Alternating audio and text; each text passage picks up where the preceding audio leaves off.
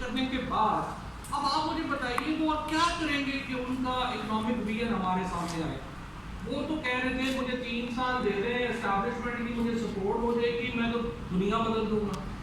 اور آج آپ کے سامنے جو بجٹ آیا ہے اس وقت جو پاکستان کے حالات ہیں وہ آپ کے سامنے ہیں کہ ہم آج جو 5واں بجٹ شہباز شریف صاحب نے پیش کیا ہے اس کے بعد ہماری جی ڈی پی جو ہے وہ پہلی بار 0.21% سکڑ گئی ہے الٹا بڑھنے کے بجائے.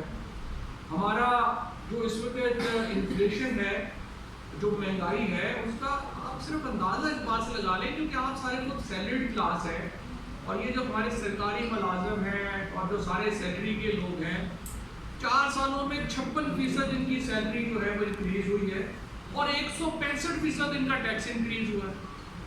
تو آپ مجھے بتائیں کہ جو 56% بڑا ہے اور 165% ٹیکس تو ان کو کیا فائدہ ہوگا اس کا. اس کے بعد آپ دیکھیے کہ ہمارا جو کسان ہے جو ابھی محمود مدنی صاحب بات کر رہے تھے گندم کی 2200 ارب روپیہ 2024 سے لے کے اب تک ہمارا کسان جو ہے وہ ویٹ میں لاس کر چکا ہے کیونکہ حکومت کی کوئی پالیسی نہیں ہے. مریم بی بی کو اچانک رات کو چیف سیکرٹری صاحب نے پھونک ماری کہ ہم نے اس سال گندم نہیں خرید لی. انہوں نے کہا نہیں خریدتے اور اگلے سال گندم کی جو بوائی ہے وہ 20% کم ہو گئی. ٹھیکہ ہی سارا ہر گاؤں میں جو ہے وہ نیچے چلا گیا.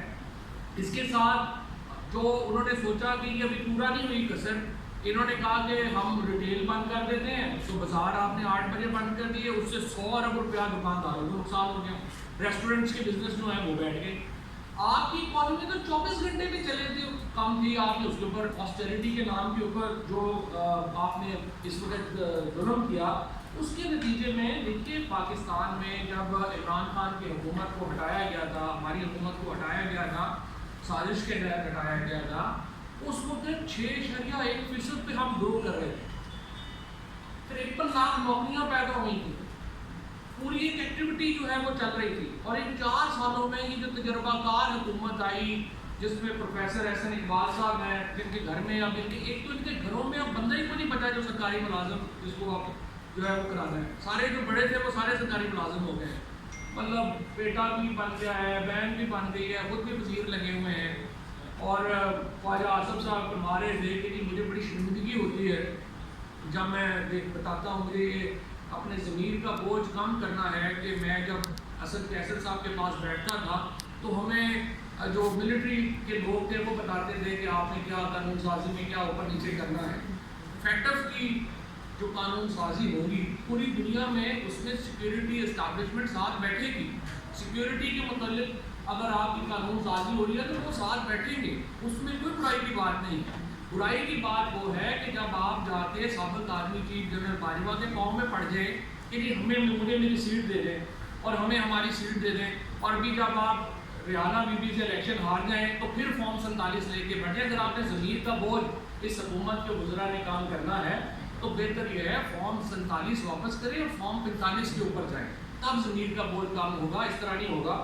اب آپ دیکھیے 2021 میں جو گندم کی قیمت تھی وہ 55 روپے کلو تھی اب 160 روپے پہ چلی گئی ہے یعنی 191% اضافہ ہو گیا ہے 4 سالوں میں آپ کے گندم میں.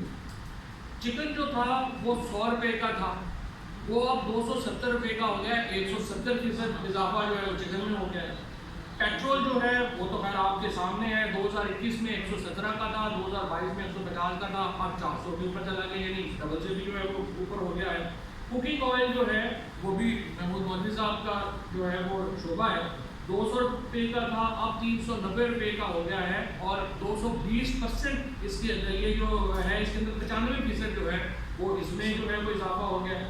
جو چاول ہے جو 85 روپے کا تھا وہ 165 روپے کا ہو گیا ہے 94% جو ہے وہ چاول کی قیمت میں اضافہ ہو گیا ہے. چینی کی قیمت جو تھی وہ 130 روپے سے بڑھ کے 200 چینی کی قیمت 75 روپے سے بڑھ کے 164 روپے پہ چلی گئی ہے. دال ماش 130 روپے سے 280 روپے پہ چلی گئی ہے.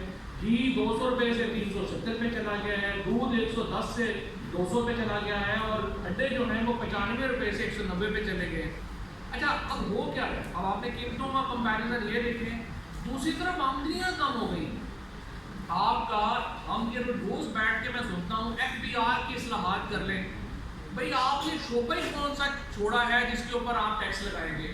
آپ کے پاس صرف ایک شعبہ ہے کہ آپ جو سیلریڈ کلاس ہے اس کے اوپر ٹیکس بڑھا دیں، اور دوسرا آپ تیل کے اوپر جو ہے وہ اپنی بڑھا دیں، قیمت بڑھا دیں۔ اور اس بجٹ کے اندر جو بسٹ ہے، اگر دوبارہ پیپلز پارٹی نے بلیک کر لیا، $3 بلین جو ہیں وہ آپ نے $3 بلین جو ہے وہ آپ نے بسٹ کو دے دیا۔ $3 بلین جو ہے، آپ مجھے بتائیں کتنی بڑی عقل مندی ہے کہ $3 بلین آپ قرضہ لے رہے ہیں اور قرضہ لے کے لوگوں میں بانٹ دیا۔ تو بھائی وہی آپ جو فریش گریجویٹس ہیں ان کو قرضہ دے دو کہ آپ کو نوکریاں پیدا کریں اور ان کو جو ہے وہ کاروبار پیدا ہو۔